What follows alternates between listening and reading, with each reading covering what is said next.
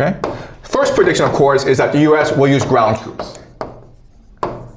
Because using ground troops will create a national draft. And what does a national draft do? It creates a civil war, right?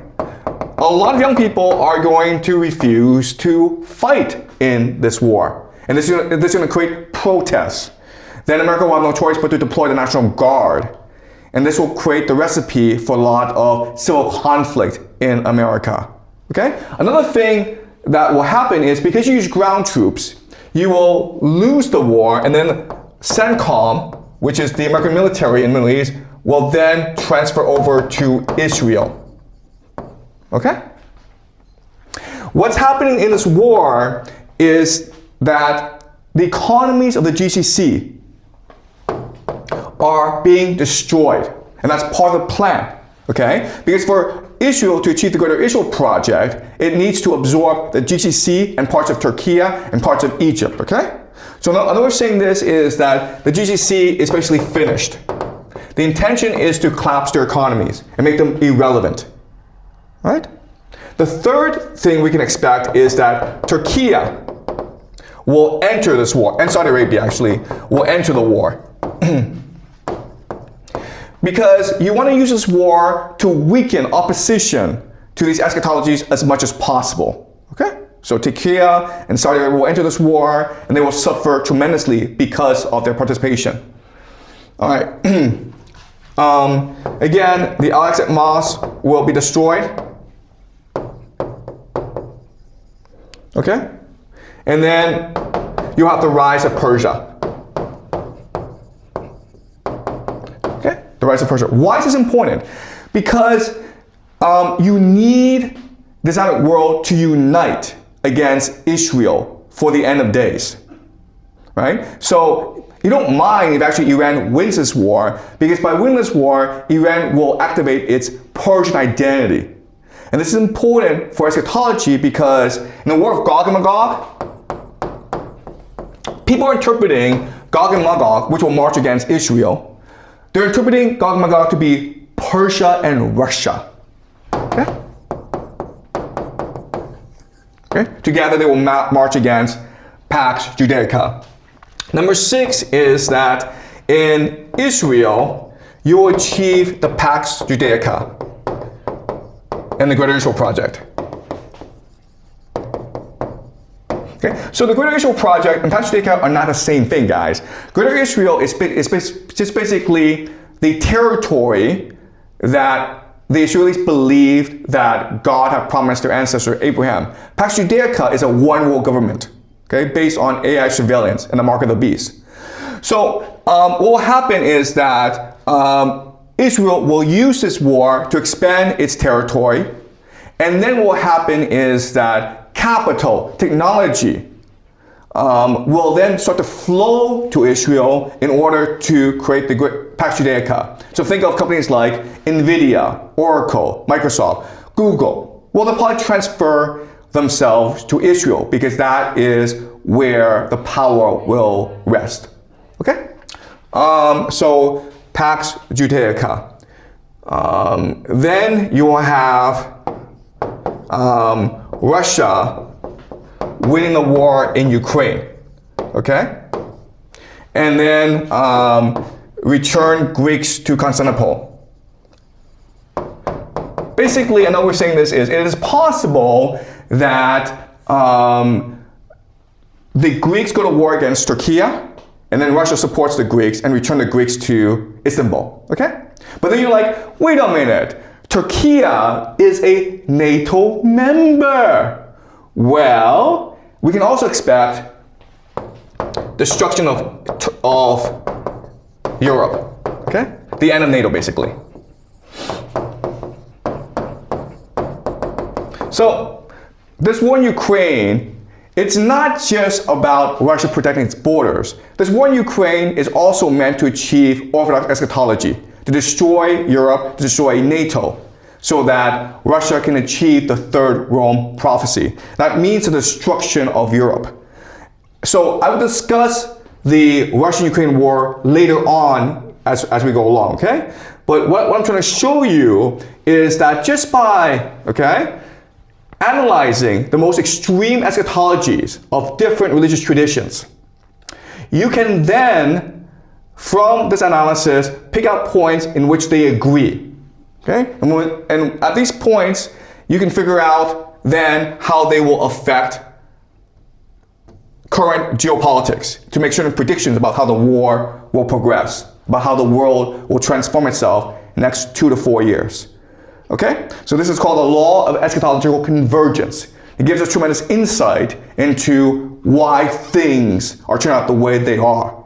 Okay? Because again, I keep on saying this, but purely from a geopolitical perspective, purely from a realpolitik perspective, this war in Iran makes no sense. But if you look at it from an eschatological perspective, then it makes perfect sense. Okay? Any questions? Yes. But I think like if we look into the war between America and Iran, I think Trump is trying to destroy Iran as the same way that he destroys Venezuela, but it fails, which led Iran to fight back. So I think this could also explain in a political way, but not religious. Okay. All right, that's a great point in that, listen, there's an explanation, which is that Trump is just stupid. He's arrogant. They had too much success in Venezuela. They go into Iran, and they think it's the same thing, and now they're losing, okay? And because they're losing, they are just panicking, okay? Okay, that's true. And if this explanation is true, then what will happen, what we can expect to happen is that Trump declares victory and goes home. Okay? That's what we can expect. And if the US does go home, then you're right. Okay? So we can expect, but sorry, the question then is what happens next few months? All right. What you need to understand is this. War is not simple.